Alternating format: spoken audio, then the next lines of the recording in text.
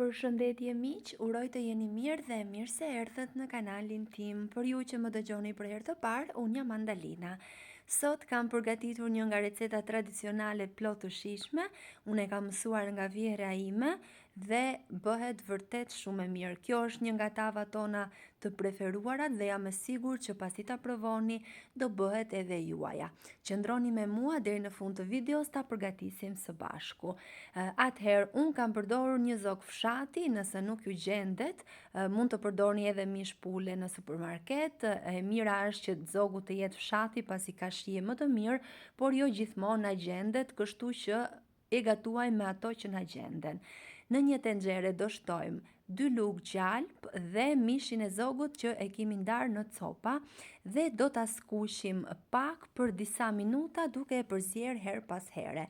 Dua t'ju kujtoj se nëse jeni i ri në kanalin tim, ju ftoj të hidhni një sy recetave të mia dhe nëse ato ju pëlqejnë, mos harroni të bëni subscribe dhe të shtypni butonin e ziles. Kështu do njoftoheni për çdo recetë të re të postuar. Pasi është skuqur, do shtojmë krip ujë dhe e vendosim të ziejë. Ndërkohë, në një tigan të thatë, do shtojmë 3 lugë gjelle miell misri. Sigurisht që ju mund ta skuqni edhe me gjalp ose vaj, por për të shmangur yndyrën mund ta skuqni edhe në tigan të thatë.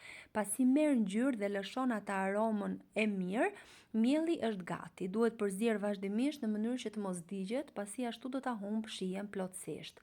Pasi është gati edhe zogu ka zier, do marrim nga lëngu i tij, do e shtojmë në tigan dhe do ta përziejmë vazhdimisht në zjarr shumë të ngadalt, në mënyrë që të mos na formohen kokriza. Kini kujdes mos digjeni pasi në fillim hidhen mjaft bulsa ujë të nxehta.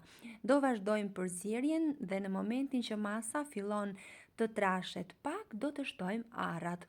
Unë kam përdorur 150 gram arra të grira. Do vazhdojmë përzierjen edhe për pak dhe pasi e kemi gati, masën do ta shtojmë në tavën e pjekjes.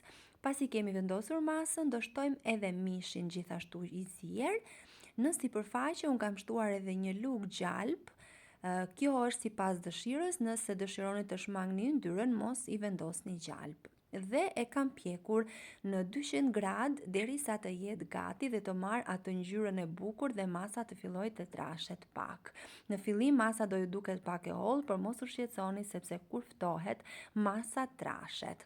Ky është rezultati, shikoni pak se çfarë ngjyre të bukur ka marrë. Si ju duket si recetë, nëse ju pëlqeu kjo video, për të më mbështetur mos harroni të bëni like dhe të lini përshtypje në koment. Faleminderit.